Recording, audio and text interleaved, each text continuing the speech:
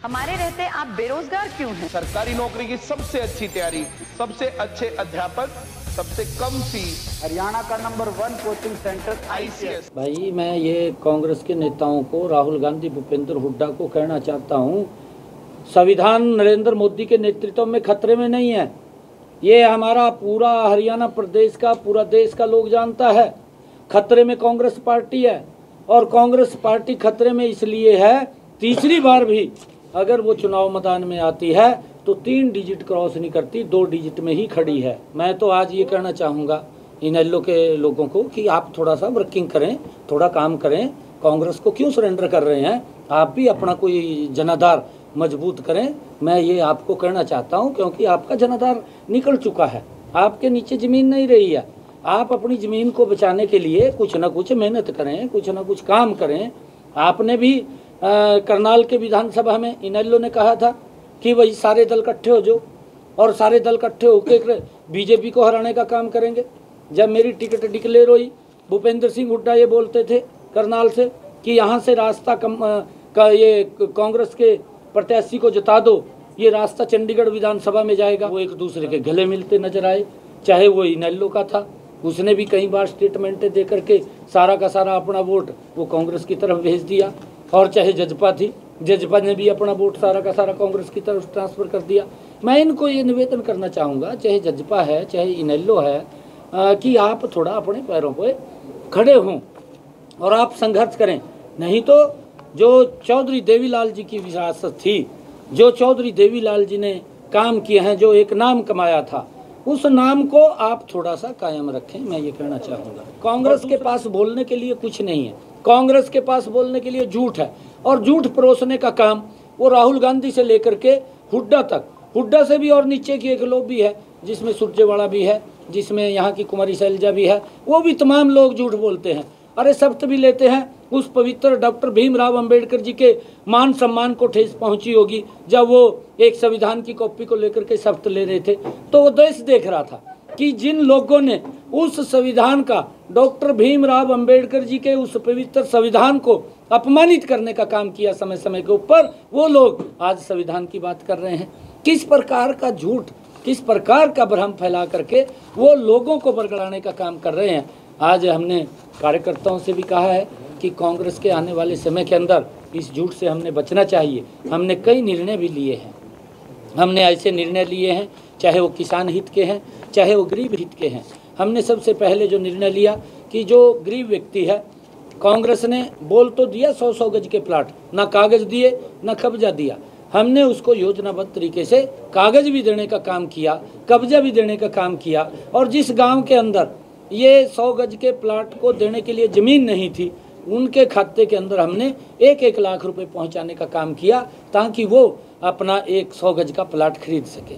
और दूसरा हमने हैप्पी कार्ड दिया, जो 23 लाख परिवार, 84 लाख लोग, उनको 1000 किलोमीटर तक एक साल के अंदर फ्री में यात्रा करने का। किसी ने बाज़ार में जाना है, किसी ने डॉक्टर पे दवाई लेने के लिए जाना है, किसी ने रिश्तेदारी में जाना है, तो उस कार्ड का उपयोग करते हुए उसका कोई किराया नहीं लगेगा, वो उसी योजना का लाभ उठा सकता है।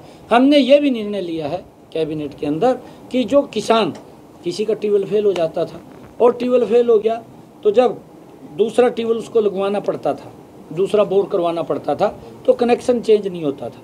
तो हमने ये निर्णय किया कि 100 मीटर के अंदर अगर किसी किसान का ट्यूबवेल फेल होता है और 100 मीटर के अंदर वो दूसरा ट्यूबवेल लगवाता है, तो कनेक्शन शिफ्टिंग का हमने अधिकार दिया है कि वो उस कनेक्शन को शिफ्ट कर सके।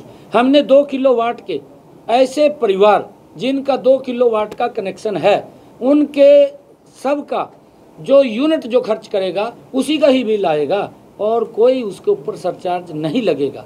ये भी निर्णय हमने किया है। इससे भी बहुत बड़ा लाभ एक गरीब व्यक्ति को मिलेगा। आदरणीय प्रधानमंत्री जी की एक संकल्प लिया था कि हमने हर छत के ऊपर वो रूफ टॉप सोलर लगाना है। अभी पिछले दिनों हमने ये भी निर्णय किया है कि जो जिनकी आय 1,80,000 रुपये से कम है, ऐसे परिवार, उनको हमने लॉन्च किया है, एक वेबसाइट बनाई है कि वो उसके अंदर रजिस्ट्रेशन करेंगे। 1,10,000 रुपये का 2 किलोवाट का वो सोलर पैनल छत के ऊपर लगेगा, और उसके अंदर 60,000 रुपया केंद्र सरकार देगी, 50,000 रुपया प्रदेश सरकार देगी और व्यक्ति को कोई भी 5 पैसे खर्च नहीं आएगा, उसके छत के ऊपर 0 हो जाएगा। ये व्यवस्था का परिवर्तन करने का काम हमारी सरकार ने किया है। दूसरा, हमने हैप्पी कार्ड के बाद जो हमारा मुख्यमंत्री आवास योजना शहरी, उसके तहत भी हमने लोगों को चिन्हित करके उनको प्लाट मिले, उनका अपना घर हो, उसके अंदर प्रदेश सरकार भी सहयोग करती है, केंद्र सरकार सहयोग करती है। और जो कुछ पैसा और बचता है हमने बैंक से बहुत मिनिमम ब्याज के ऊपर उनको दिलवा करके उनका अपना घर हो, उसकी व्यवस्था भी हमारी सरकार ने की है। हमने श्रमिकों के भी सम्मान को बढ़ाने का काम किया है। पिछले दिनों जब हमने एक कार्यक्रम बड़ा जींद में श्रमिकों का किया और श्रमिकों के कुछ बेनिफिट्स थे जो रुके हुए थे, हमने 1 क्लिक के अंदर 80 करोड़ रुपया उन श्रमिकों के खाते के अंदर पहुंचाने का काम किया है। हमने ये भी कहा है, इस बात का भी निर्णय लिया है कि जो श्रमिक है उसकी बेटी की शादी होती है, उसकी शादी के ऊपर 51,000 रुपया, एक 50,000 रुपये व्यवस्था के लिए 1,01,000 रुपये की राशि 3 दिन पहले वो जिस परिवार में बिटिया की शादी होती है उसकी शादी में पहुंचाने का काम जो ही रजिस्ट्रेशन करेगा वो 3 दिन पहले उसके खाते में पैसा आ जाएगा, ताकि वो शादी में, बिटिया की शादी में उसका काम आ सके और उसका काम कर सके। उसके लिए हमने सारी व्यवस्था ये की है और लगातार हम एक एक निर्णय लेते हुए लोगों की समस्याओं का समाधान कर रहे हैं। अभी हमने कल ही कुरुक्षेत्र के अंदर एक बड़ा कार्यक्रम, जो सरपंचों की एक मांग थी और उनको दिखते भी उसके अंदर महसूस हो रही थी, हमने ये निर्णय लिया है कि सरपंचों को 21 लाख रुपए तक वो अपनी मर्जी से खर्च कर सकेंगे। उसके बाद जो अगर कोई टेंडर के अंदर आएगा तो उस टेंडर के अंदर भी वो सारी जानकारी सरपंच को होगी। उनके कुछ और भी इस प्रकार के बेनिफिट्स थे जो लंबे समय से वो मांग कर रहे थे कि वो हमारे मिलने चाहिए, वो भी हमने कल अनाउंस किया है कि वो भी सब सरपंचों को मिलेंगे। ये हमने लगातार, हमारी सरकार मजबूती से काम कर रही है। हमारे पास बताने के लिए चाहे केंद्र सरकार के 5 लाख रुपए आयुष्मान कार्ड का है, चाहे हम गरीब व्यक्ति को राशन पहुंचाने की व्यवस्था है, चाहे कोरोना जैसे संकट के अंदर फ्री में वैक्सीन लगवाने की बात है। हमारी डबल इंजन की सरकार लगातार लोगों के हित में मजबूती से काम कर रही है। कांग्रेस के पास बताने के लिए कुछ नहीं है। कांग्रेस की दुकान में झूठ है और झूठ पसोरने का काम करते हैं, वो खाली हो चुकी है, उसके अंदर झूठ है। एक कहावत है गांव के अंदर, बोलते हैं कि भाई गुआरे में तो क्या निकलेगा, गुस्से ही निकलेंगे। तो उनकी दुकान के अंदर से कोई सामान तो निकलता नहीं, झूठ ही निकलता है। और ऐसा झूठ है जी जिससे देश को भी खतरा होता है, देश की सुरक्षा के ऊपर भी खतरा होता है, भाईचारे के ऊपर भी खतरा होता है। इस प्रकार की भाषा ये कांग्रेस के नेता भी, कांग्रेस के जो बड़े पदाधिकारी भी हैं, वो बोलने का काम कर रहे हैं। मैं उनसे आग्रह करूंगा कि वही इसको, राहुल गांधी को, वो कोई ज्ञानवर्धन किताब लेकर के दें जिससे कि उसका ज्ञान हो सके, क्योंकि उसको ये मालूम नहीं है। संविधान तो इन्होंने पकड़ा दिया, बस वो तो खाली उसको ये भी नहीं पता कि उस संविधान में कितने पेज हैं, कितने उसने पढ़े हैं, ये उसको जानकारी नहीं है, परंतु किताब उठा करके खड़ा हो गया। मैं कांग्रेस के नेताओं को कहना चाहूँगा कि इसको कोई ज्ञानवर्धक किताब दें जिससे कि इसको ज्ञान की उपलब्धि हो जाए कि हिंदू क्या है, वो हिंदू को समझे। अगर उसको समझ में नहीं आता, वो कहाँ से उसको लिख करके देते हैं, किस प्रकार की भाषा वो बोलता है, जिससे कि वो हिंदुओं के ऊपर भी वो कटाक्ष करने का काम उन्होंने किया है। मुझे ये कहना पड़ रहा है, ये दुर्भाग्यपूर्ण है। ये राहुल गांधी को उस समय याद नहीं आया, कांग्रेस को याद नहीं आया जब वो सिखों का कत्लेआम किया गया दिल्ली के अंदर, उनके गलों के अंदर टायर डाल करके उनको जला दिया गया, तब तो ये कुछ नहीं बोला। ये राहुल गांधी अगर पश्चिम बंगाल में हिंदुओं के ऊपर कोई घटना होती है, इसके मुंह के ऊपर ताला लग जाता है, ये बोलता नहीं है। अगर केरल के अंदर कोई घटना होती है, ये कांग्रेस के और राहुल गांधी के मुंह के ऊपर ताला लग जाता है, ये बोलते नहीं है। परंतु किस प्रकार से झूठ फैलाने का काम करते हैं कि भाई ये संविधान को बदल देंगे या संविधान के साथ छेड़छाड़ करेंगे। छेड़छाड़ तो आपने की है, संविधान का अपमान करने का काम आपने किया है। इस बात को हमने समझना है। मैं कहना चाहूँगा कांग्रेस के लोगों को कि उसको ज्ञानवर्धक किताबें दें जिससे कि उसके ज्ञान में थोड़ी बढ़ोतरी हो जाए। विधानसभा चुनाव को लेकर बीजेपी कितना तैयार है?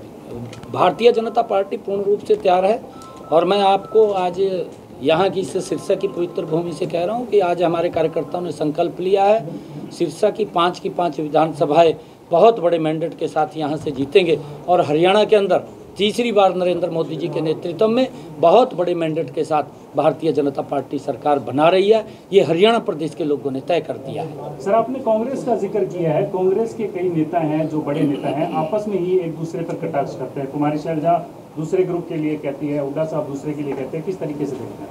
देखिए, मुझे आश्चर्य होता है इस बात का कि इलेक्शन चलता हो और इलेक्शन चलते हुए के अंदर कुमारी शैलजा इस प्रकार की बात बोलती हो कि हुड्डा का यहाँ कुछ नहीं है, हुड्डा यहाँ ना आए और मुझे आवश्यकता नहीं है कि हुड्डा यहाँ पर आए। इस प्रकार की भाषा तो प्रदेश कहाँ सुरक्षित है? इनके हाथों में प्रदेश सुरक्षित नहीं है। मैं इस बात का भी, मैं यहाँ पर भी आया था, शायद आप लोगों से भी मैंने बात किया था, मेरी शायद आपके पास वीडियो होगी। मैंने ये बात कही थी कि जब मैं नारायणगढ़ से विधायक था, नारायणगढ़ के अंदर ये कुमारी शैलजा अम्बाला से चुनाव लड़ी थी, ये हार गई थी। तब जब प्रधानमंत्री किसान ये फसल बीमा योजना लागू की आदरणीय नरेंद्र मोदी जी ने, ये सबसे पहले आकर के धरने के ऊपर ये नारायणगढ़ के अंदर बैठी थी। मैंने आपको शायद कहा था और इसने ये कहा था वहाँ धरने के ऊपर बैठ करके कि ये किसानों की जेब से पैसा निकाल रहे हैं। मैंने उस दिन भी कहा था, आज भी कह रहा हूँ, मैं कुमारी शैलजा को ये बात पूछना चाहता हूँ, आप धरने के ऊपर बैठी थी, आज 10 वर्ष के बाद, आपका भी 10 वर्ष का उस टाइम शासन रहा था, उस सरकार के अंदर साझीदार थी आप, केंद्र के अंदर प्रदेश में सरकार थी और आपकी सरकार ने 10 वर्षों में किसान की फसल का अगर खराबा हुआ है कितना पैसा दिया बताने का काम करें। किसान जानना चाहता है पूरे प्रदेश का, हमने कितना दिया हम भी बताने का काम।